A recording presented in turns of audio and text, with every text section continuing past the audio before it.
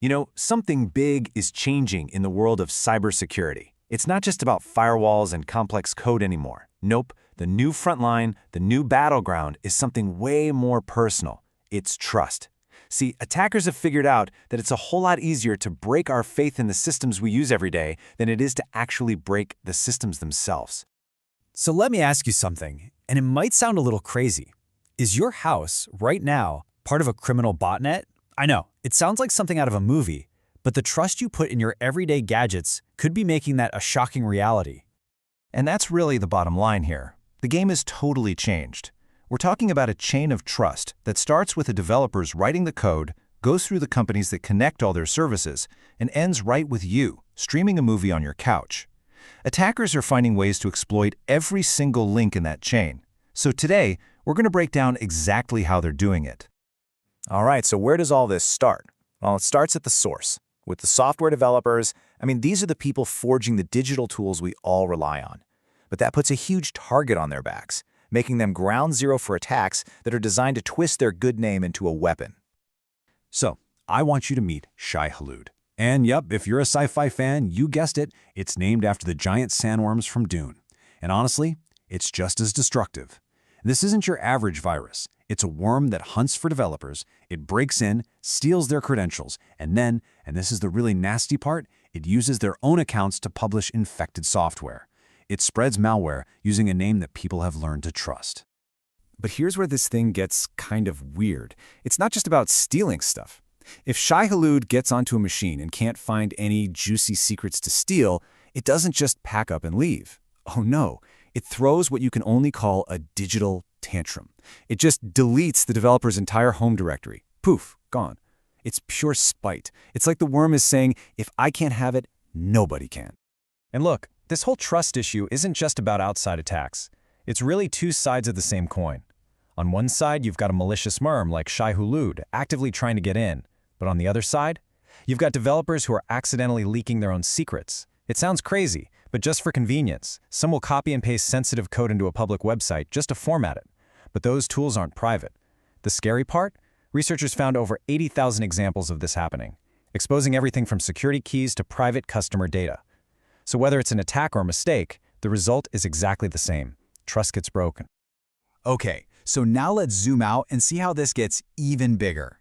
Because a single mistake, one tiny crack in the foundation, can send ripples through the entire software supply chain.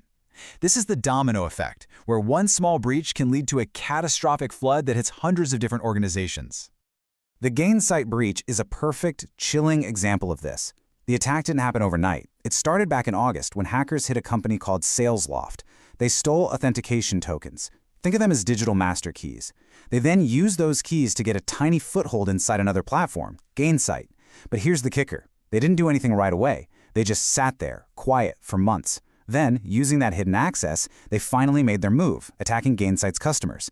That's what we call the long tail of a modern attack. So what was the blast radius from that one little crack? It was massive. We're talking over 200 companies breached, all because of that one compromised link. It just goes to show you how deeply interconnected everything is now.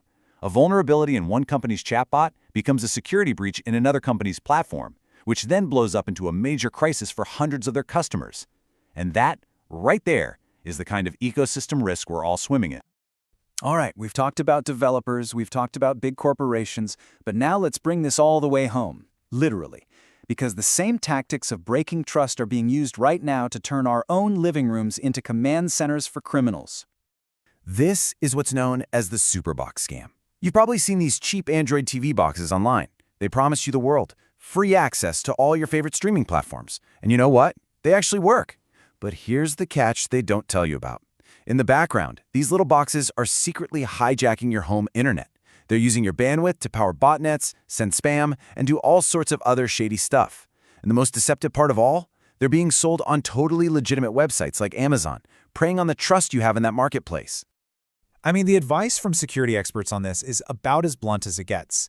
Just listen to Dave Bales from X-Force Incident Command. You really are putting yourself, your network, your family at risk. Don't do that. It's such a powerful reminder that if a deal seems way too good to be true, it almost always is, especially when it comes to your digital life. And for our last stop, let's look at what's next. And trust me, things are getting weirdly creative. The next frontier for breaking trust involves attacking our most advanced AI systems with one of the oldest art forms in human history. No, you heard that right. That's not a typo. The newest hacking tool is Poetry. Researchers have found that one of the best ways to get around the safety rules built into those big AI models is to disguise your malicious request as a poem. And this isn't some one-off fluke, either. The numbers are kind of wild. Researchers discovered that poems written by actual people trying to trick the AI had a 62% success rate. 62%! Even poems generated by another AI still worked 43% of the time. And this wasn't just on one model. It worked on all the big ones. ChatGPT, Gemini, you name it.